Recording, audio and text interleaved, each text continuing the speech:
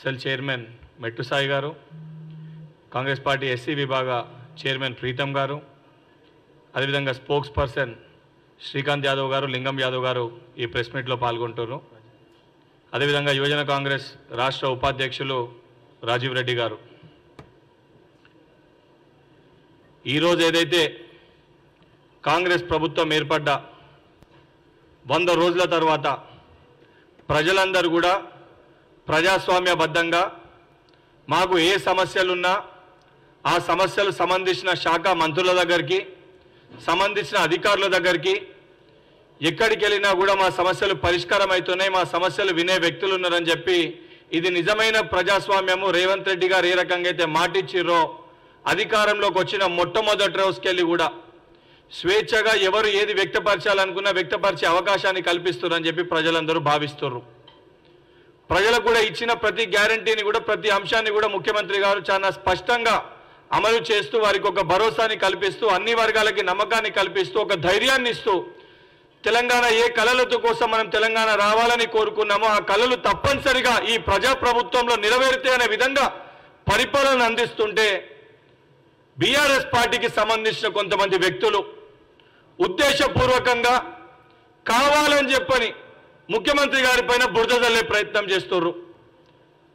ఏదైతే వాస్తవానికి ప్రభుత్వము ప్రజలకి అనుకూలంగా ప్రజలకి కావాల్సిన స్కీమ్స్ తీసుకొని వచ్చినప్పటికీ కూడా ఏదైతే గతంలో కాంగ్రెస్ పార్టీ మేము ప్రతిపక్షంలో ఉన్నప్పుడు, ఆ రోజు టీఆర్ఎస్ పార్టీ అధికారంలో ఉన్నప్పుడు ప్రజలకి మేలు జరిగే ఏ అంశాన్ని తీసుకొచ్చినా మా నాయకులు కానీ మేము కానీ ప్రతిపక్ష పార్టీగా అది ప్రజలకు ఉపయోగపడితే దాన్ని మేము సంతోషకరం, ఈ యొక్క స్కీమ్ని ఇంప్లిమెంట్ చేసినందుకని ప్రజాస్వామ్యంగా మేము ఆ రోజు దాన్ని అంగీకరించినాం.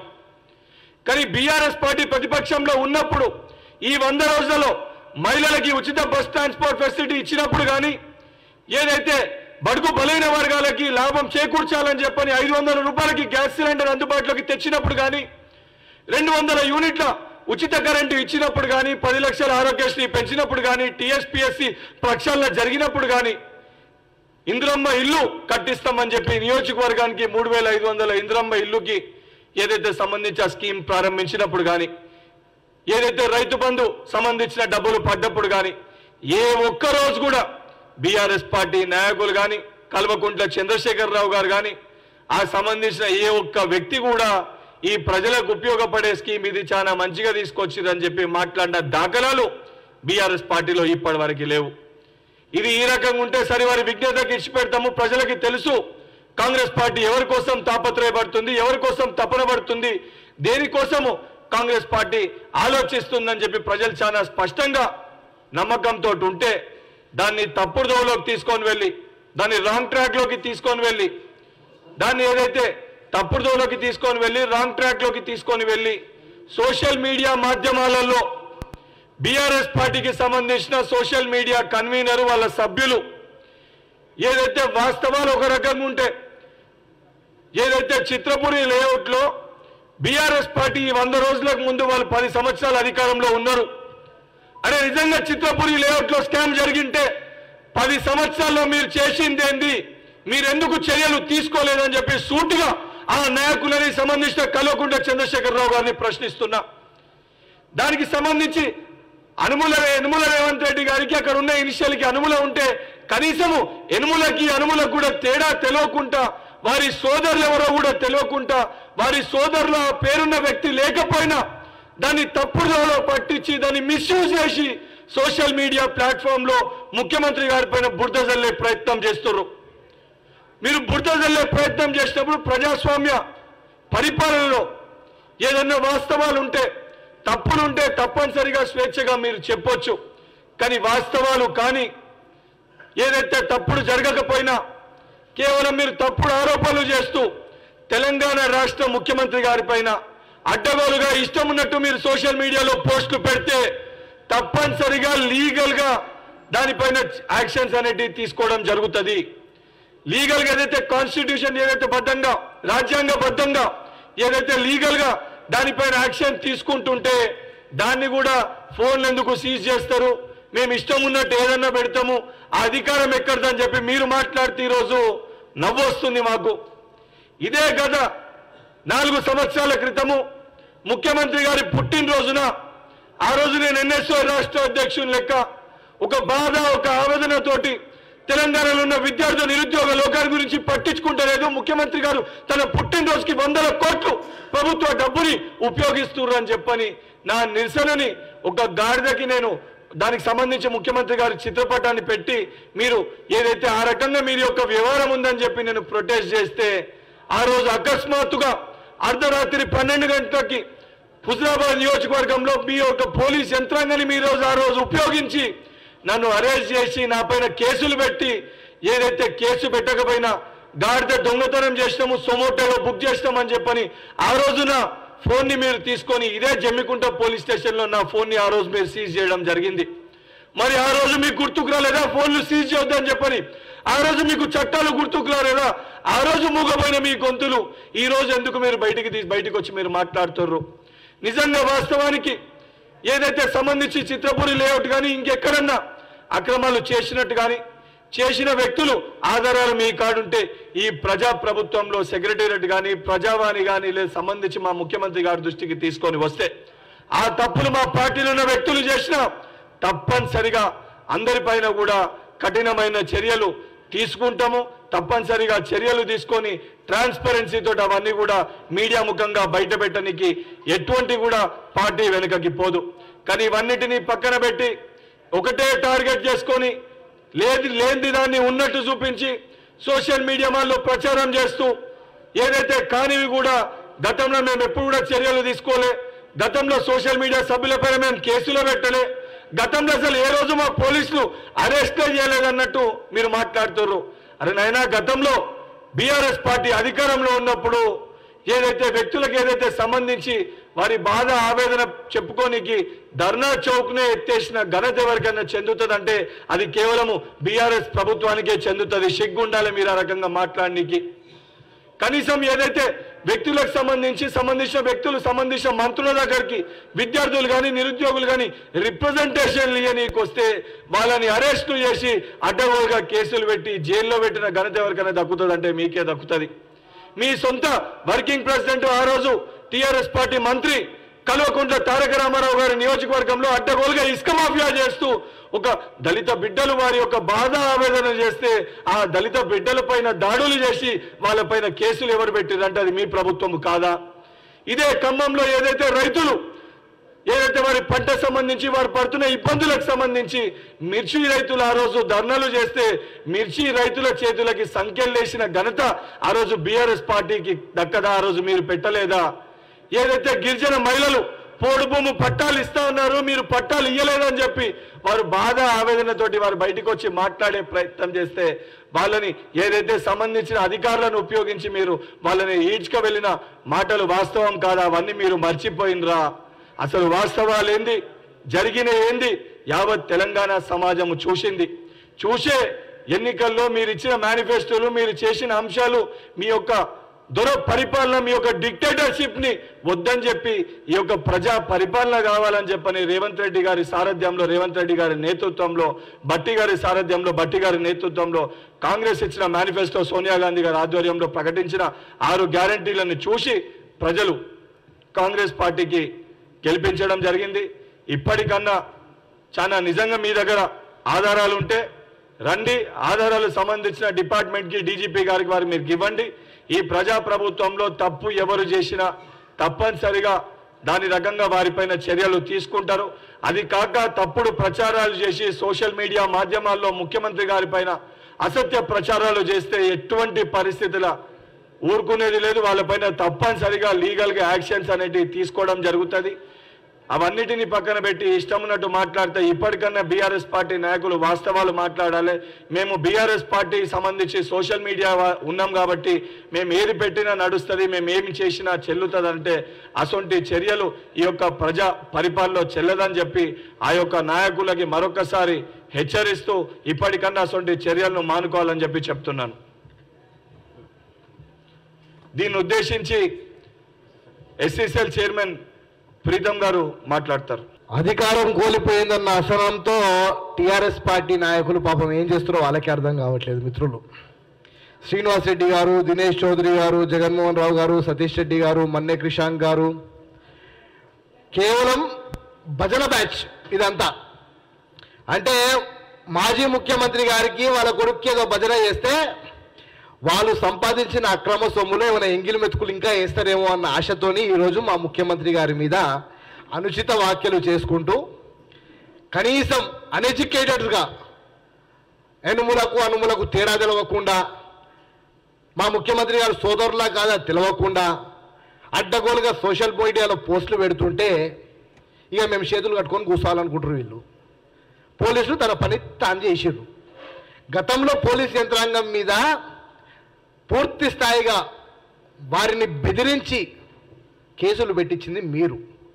మా సోషల్ మీడియా ఆఫీసు జూబ్లీ హిల్స్లో ఉంటే అర్ధరాత్రి 11:30కు పోయి తాళాలు వలగొట్టి హార్డ్ డిస్కులు ఎత్తుకపోయింది మీరు. ఈరోజు మా ముఖ్యమంత్రి గారి మీద, గౌరవ ముఖ్యమంత్రి గారి మీద ఒక పోస్టు పెడితే అది తప్పుడు పోస్టు కాబట్టి కేసు నమోదు చేసి ఫోన్ సీజ్ చేసుకుంటే ఈరోజు అడ్డగోలుగా మాట్లాడతారా మీరు? అప్పుడు పాతకాలంలో మేము చూసినాం సినిమా థియేటర్ల దగ్గర ఇట్లా డప్పు డుమ్ అని కొడుతుంటే కోతి ఎట్లా డ్యాన్స్ చేస్తుంటుంది. అరే ఉల్టా పలటనగానే ఇట్లా పలడుతుంది, ఇట్లా పలటనగానే సార్కి నమస్తే పెట్టగానే ఇట్లా. ఆ విధంగా ఈ రోజుకి ఈ టీఆర్ఎస్ పార్టీ నాయకులు తయారయ్యారు. ఏంది ఇది? మా ముఖ్యమంత్రి గారిని ఏమన్నంటే షీరి శంతకు గడతాం ఏమనుకుంటారు మీరు? అనుకుంటారు అంటే ప్రభుత్వంలో ఉన్నారు కదా ఏం చేస్తారో అని అనుకుంటారు. షీరి శంతకు గడతాం ఈ చింతపండు అవుతుంది. ఎవరన్నా కానీ అది 3 నెలల్లో 30,000 ఉద్యోగాలు ఇచ్చిన ప్రభుత్వం కాంగ్రెస్ పార్టీ ప్రభుత్వం. దాని మీద ఒక్కరోజు ఒక హర్షం వ్యక్తం చేయరు వీళ్ళు. అంటే ప్రభుత్వం ఏర్పడ్డప్పటి నుంచి ఇప్పటి వరకు ఏదో విధంగా వీళ్ళని దుమ్మెత్తిపోయాలన్న ఆలోచన. ఆనాడు వాళ్ళకి యువకులు గుర్తురాలే, విద్యార్థులు గుర్తురాలే. ఈరోజు మా నాయకుడు రేవంత్ రెడ్డి గారు 5 మంది ఎన్ఎస్యూ అధ్యక్షులు, ఒకరు కాదు ఇద్దరు కాదు 5 మంది ఎన్ఎస్యూ అధ్యక్షులు, మహేష్ కుమార్ గౌడ్ గారిని ఎమ్మెల్సీ చేసిండ్రు, పొన్నం ప్రభాకర్ గౌడ్ గారిని మంత్రిని చేసిండ్రు, మా వంశీచంద్ర రెడ్డి గారికి ఎంపీ టికెట్ ఇచ్చిర్రు, మా అజ్మతుల్లా హుసేన్ గారిని వక్ఫ్ బోర్డు చైర్మన్ చేసిర్రు, మా బల్మూర్ వెంకట్ గారిని ఎమ్మెల్సీని చేసిర్రు. 5 మంది ఆర్గనైజేషన్ ఉన్న వాళ్ళని తీసుకొచ్చి ఈరోజు తెలంగాణ రాష్ట్రంలో వీళ్ళంతా అధికారంలో పదవులలో ప్రజలకు చేరువయ్యే విధంగా ఆర్గనైజేషన్ ఉన్న వాళ్ళని ముద్ర పెడితే కనీసము ఎనుములకు తేడా తెలవని అన్ఎడ్యుకేటెడ్స్ని మీరు ముందర కూర్చోబెట్టి మా ముఖ్యమంత్రి గారు మాట్లాడుతున్నామని మేము ఊకం. మా ముఖ్యమంత్రి గారు ఈరోజు ప్రజాప్రభుత్వంలో ఎవరికైనా ఇబ్బంది ఉంటే మీరు కంచెలు కట్టిన ప్రగతి భవన్ని కంచెలు తొలగించి ఏనాడన్నా పోయి మీరు అర్జీ పెట్టుకోవచ్చు. మీరు అర్జీ పెట్టుకురానా? ప్రగతి భవన్లకు పోయి మీరు చెప్పిరానా? ఇగో మీ ముఖ్యమంత్రి గారు మీ సోదరుడు ఇక్కడ భూములను చేసిండు, చిత్రకూటలకు లేఅవుట్ చేసిండు, దీని మీద న్యాయం జరగాలని మీరు ఇచ్చిందానా? మీరు ప్రజావాణిలో కంప్లైంట్ పెట్టి మీరు చూపిస్తే మేము దాని మీద స్పందించకపోతే మీరు మాట్లాడాలి. వీళ్ళకి చేత కాదు, కేవలం ఏదో అడ్డగోలు డాక్యుమెంట్స్ తీసుకురావాలి, చూపెట్టాలి, మా మీద బురద జల్లాలి. దమ్ము ధైర్యం ఉంటే మా వెంకట ఒక్కడు చాలు వచ్చి నిల్చుంటాడు అక్కడ ఎవరి మీద సూపుల దగ్గర. మీ దగ్గర డాక్యుమెంట్లు ఉంటే వచ్చి ఇవ్వండి, మీరే చెప్పండి, టైము డేటు మీరే చెప్పండి, మేము ఎవరం అవసరంలే. సింగిల్గా వస్తాడు, గన్మెన్ కూడా రాడు, ఒక్కడే కూర్చుంటాడు ఆడ. వచ్చి మీ దగ్గర దమ్ముంటే ఆ డాక్యుమెంట్లు ఇచ్చిపోండి. పిచ్చి పిచ్చి శకలు చేస్తే పరిగెత్తించి కొడతాం. ప్రభుత్వంలో ఉన్నామని కూడా చూడం, మేము చెప్తున్నాం. 10 సంవత్సరాలు మీరు మమ్మల్ని ఇబ్బంది పెట్టిర్రు, పట్టి పీడించిర్రు, అయినా భరించినాం. ఈరోజు ప్రజాప్రభుత్వం వచ్చిన తర్వాత మా ప్రభుత్వాన్ని తప్పుదోవ పట్టించే విధంగా మీరు చూపిస్తా అంటే చూస్తూ మాత్రం ఊకోము. మిత్రులారా, మీ అందరికీ కూడా ఖబర్దారని చెప్తున్నా. ముఖ్యంగా శ్రీనివాస్ రెడ్డి గారు, దినేష్ చౌదరి గారు, జగన్మోహన్ రావు గారు, సతీష్ రెడ్డి గారు అసెంబ్లీలో కూడా మాట్లాడమని మరి మా ఎమ్మెల్సీ గారు ప్రతిపక్ష నాయకులు రావాలి. ఇప్పుడు కేసీఆర్ గారు ప్రతిపక్ష నాయకులు ఒకసారన్నా రావాలి కదా? లేదు, ఆయన కేవలం ఫామ్ హౌస్లో వండుకోవాలి, ఇంత పెగ్గులు వేసుకోవాలి, వీళ్ళందరినీ ఉసగొలకాలి అంతే. ఆయన అక్కడ కూర్చొని డుండు మాట్లాడు, వీళ్ళంతా కోతులు లెక్కన అటెండ్ చేయాలి అంతే. ఈ భజనలు చేయడం మానుకోండి దయచేసి. మా ముఖ్యమంత్రి గారిని అంటే మాత్రం వార్నింగ్ ఇస్తున్నాం, ఖబర్దార్, ఇంకోసారికి ఇటువంటి పనులు చేయకండి. బహిరంగ మాధ్యమాలకు వచ్చి క్షమాపణ చెప్పాల్సిన అవసరం ఉంది మీరు ముఖ్యమంత్రి గారికి. లేకపోతే ఏదైతే చట్టము తన పని తాను చేసుకుంటూ పోతుందో ఆ విధంగా చేసుకుంటూ పోతుంది. దాన్ని మీ ఫోన్లు సీజ్ చేసుకున్నందుకు మా రేవంత్ రెడ్డి గారు చేపించినట్టు మాట్లాడుతున్నారు. మీకు అంత దాకా అవసరం లేదు, మీకు అంత సీన్ లేదు. దయచేసి ఇటువంటి అన్ని మాట్లాడొద్దని పత్రికా విలేకరుల సమావేశంలో ఈ టీఆర్ఎస్ పార్టీ నాయకులకు హెచ్చరిస్తున్నాం. అందరికీ నమస్కారం. ముఖ్యంగా అధికారం పోయిన తర్వాత బీఆర్ఎస్ నాయకులకు మతి తప్పి ఏం చేయాలో ఎట్లా చేయాలో తెలుగు ఉన్నారు వాళ్ళు. తమ్మి కిషాన్, నీ బతుకంతా మాకు తెలుసు. 2016లో ఎట్లా ఉండే, ఎట్లొచ్చి మా కాలు మొక్కినావు అన్నా. నీ దండం పెడితే ఒకసారి రేవంతనం కలిపి జర నాకు చెప్పని చెప్పిన వ్యక్తి మర్చిపోయినావా తమ్మి? ఇప్పుడు వెళ్తున్నావా నువ్వెంత, నీ బతికెంత? రాష్ట్రంలో రాజకీయాలు చేస్తున్నాం రా. ఏదో ఊరుకున్నా కొద్దీ ప్రతిసారి 100 రోజులు పూర్తి కాలేదు, 6 పథకాలు అమలు అవుతున్నాయి. అవి తెలిసిన రవికి ఎవరికి? సోనియా గాంధీ, రాజీవ్ గాంధీ గారి పని చేస్తారు బీఆర్ఎస్ పార్టీ, మళ్ళీ రేవంత్ రెడ్డి గారి పని చేస్తుంటారు.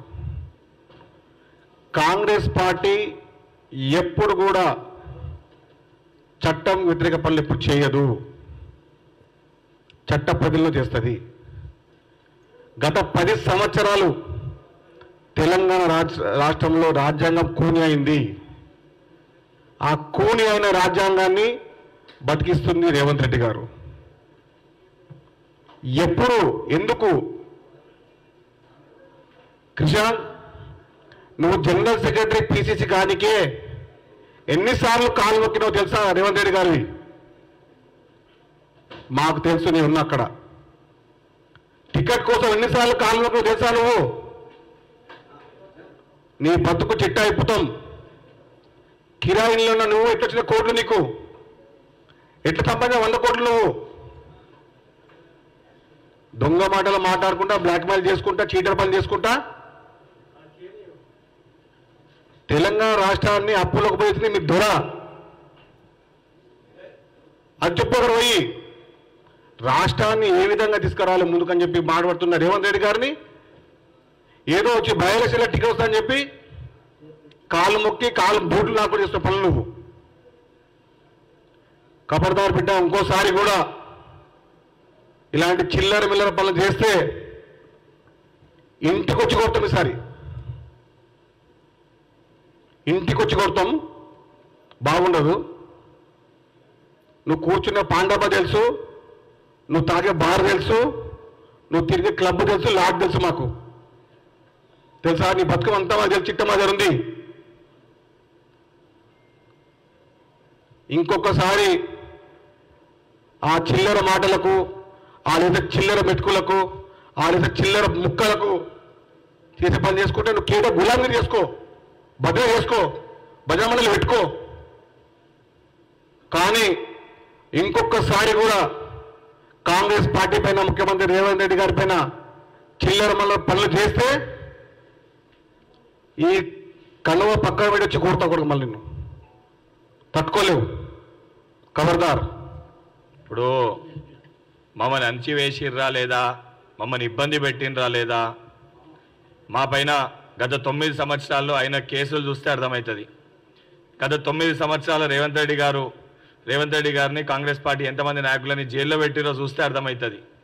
లేదా గత 9 సంవత్సరాలు ఎన్నిసార్లు మా పైన భౌతిక దాడులు చేస్తే మేము హాస్పిటల్ పాలైనామో, మేము ఏ రకంగా ఇబ్బందులు పడ్డాయో యావత్ తెలంగాణ సమాజం చూసింది.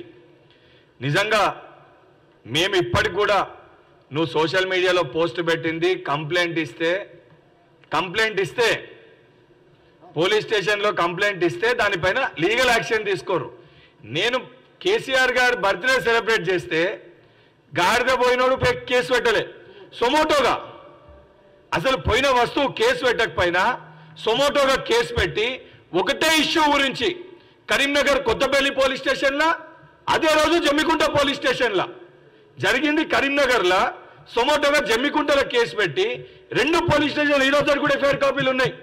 2 పోలీస్ స్టేషన్లో సొమోటోగా నా పైన కేసు పెట్టి అర్ధరాత్రి 12 గంటలకి ఈడ నోటీస్ సర్వ్ చేసి స్టేషన్ రమ్మన్నారు. అర్ధరాత్రి 12 గంటలకి నేను ఇంటికి పోతుంటే, హుజరాబాద్లో నా ఇంటికి పోతుంటే దారి మధ్యలో నన్ను ఆపి ముందొక పెట్రోల్ ఇంకొక పెట్రోల్ నా ఫోన్ గుంజేసుకొని నన్ను పెట్రోల్ ఎత్తుకుపోయి రాత్రి పూట పోలీస్ స్టేషన్ లోపల కూడా కాదు, పోలీస్ స్టేషన్ సంబంధించి ఆ రోజు సబ్ ఇన్స్పెక్టర్ గారు ఇంట్లో ఒక పైన ఒక రూమ్ లో తాళం వేసి పెట్టారు. ఇలా వీళ్ళు ప్రజాస్వామ్యం గురించి మాట్లాడితే క్రిషాంక్ అన్న ఆ రోజు ఈ రకంగా నువ్వు కూడా కాంగ్రెస్ పార్టీలో ఉన్నప్పుడు అప్పటి కూడా నేను ఎన్ఎస్ఐ రాష్ట్ర అధ్యక్షుని లెక్కున్నా, నువ్వు పిసిసి జనరల్ సెక్రటరీగా ఉన్నప్పుడు నేను ఎన్ఎస్ఐ రాష్ట్ర అధ్యక్షుని లెక్కున్నా. ఎన్నో సందర్భాల్లో జేఎన్టీయూ దగ్గర డిటెన్షన్ గురించి ప్రొటెస్ట్ చేయడానికి పోయినప్పుడు నాతో పాటు నీ పైన కూడా కేసులు పెట్టిర్రు. ఈరోజు నువ్వు పార్టీ మారి టీఆర్ఎస్ పార్టీలో పోయినంత మటుకు జరిగిన మాట ఏవైతే వాస్తవాలు అవాస్తవాలు అయితాయా? హైదరాబాద్ సెంట్రల్ యూనివర్సిటీలో కూడా ఆ రోజు నువ్వు ప్రొటెస్ట్ చేసినప్పుడు ఆ రోజు స్టేట్ పోలీస్ ఫోర్సు ఉపయోగించి కేసులు పెట్టినప్పుడు ఆ రోజు చెంచల్ కూడా జైల్లో నువ్వు లేవా అన్నా? అవన్నీ మాటలు మర్చిపోయి ఈరోజు ఏదో సరే వాస్తవానికి నీకు కంటోన్మెంట్లో టికెట్ కావాలి, కల్వకుంట్ల చంద్రశేఖరరావు గారిని కల్వకుంట్ల తారక రామారావు గారిని నువ్వు మెప్పు పొందాలి, వాళ్ళ గురించి నువ్వు గొప్పగా చెప్పాలంటే వారు చెప్పనివి ఏదైతే గత 9 సంవత్సరాలుగా మీరు చేసిన అవాస్తవాలని మరి అదే రకంగా ప్రచారం చేసుకోండి. కానీ తెలంగాణలో ఉన్న అతిపెద్ద కులం యువ కులం, ఆ యువ కులం ఈరోజు రేవంత్ అన్న వైపు ఉంది, రేవంత్ సర్కార్ వైపు ఉంది. అసొంటి వ్యక్తి పైన తప్పుడు ఆరోపణలు చేసి ఏదైతే ఎనుములకి అనుములకి తేడా తెలియకుండా వ్యాఖ్యలు చేయొద్దని చెప్పి నేను వారికి చెప్తున్నాను. నిజంగా నువ్వు ఈ రకంగా వ్యాఖ్యలు చేస్తే కల్వకుంట్ల ఇవన్నీ తీసుకుంటూ పోతే ఎన్ని ఎఫ్ఐఆర్లు అయినాయి కల్వకుంట్ల పేర్ల పైన తీయమనంటే చిట్ట చాలా పెద్దగా ఉంటుంది. మరి అవన్నీ కూడా కల్వకుంట్ల చంద్రశేఖరరావు గారు లేకపోతే తన్నీరు హరీష్ రావు గారు చేసినట్టు మరి మీరు అంగీకరిస్తారా? అంటే అట్లా ఉంటే ఆ రకంగా మీరు అంగీకరించిన మాటలు వాస్తవం అయితే ముందు వాటన్నిటికీ ఎక్స్ప్లెనేషన్ ఇవ్వండి. అండ్ ఇప్పటి కూడా చెప్తున్నా, ఏ రోజు కూడా మీరు అధికారంలో ఉన్నప్పుడు మీ ఏ ఒక్కరు కూడా ప్రెస్ మీట్ పెట్టి ఆధారాలు ఉంటే పట్టుకరమ్మని చెప్పి మీరు చెప్పలే. ఈరోజు నేను చెప్తున్నా, సూటిగా నేను బీఆర్ఎస్ పార్టీ వాళ్ళని అడుగుతున్నా, తప్పులు జరిగినాయి, అవినీతి జరిగింది, దోచుకుర్రనే ఆధారాలు మీ దగ్గర ఉంటే అన్న నా నెంబర్ నీ కాడుంది, లేదా నువ్వే డేట్ చెప్పు, టైం చెప్పు. అమరవీరుల స్థూపం కాకి మా సోదరుడు ప్రీతమన్న చెప్పినట్టు నేను వస్తా, ఎవిడెన్సెస్ నాకు ఇయ్యు, నువ్వు నేను కలిసే డీజీపీ గారి దగ్గర పోదాము. తప్పు జరిగితే తప్పు ఎవరు చేసినా ఇదే మీడియా సమక్షంలో మీడియా ముఖంగా వాళ్ళపైన చర్యలు తీసుకునే విధంగా మేము ముందుకు వస్తాం, మేము సిద్ధంగా ఉన్నాం. మీరు చేయలే, కానీ ఈ ప్రజాప్రభుత్వంలో ప్రజాపాలనలో మేము సిద్ధంగా ఉన్నాము. నిజంగా నీ దగ్గర ఆధారాలు ఉంటే బయటికి రావాలని చెప్పి మీడియా ముఖంగా సూటిగా కృషాంక్ అన్న గారికి సవాల్ విసురుతున్నా.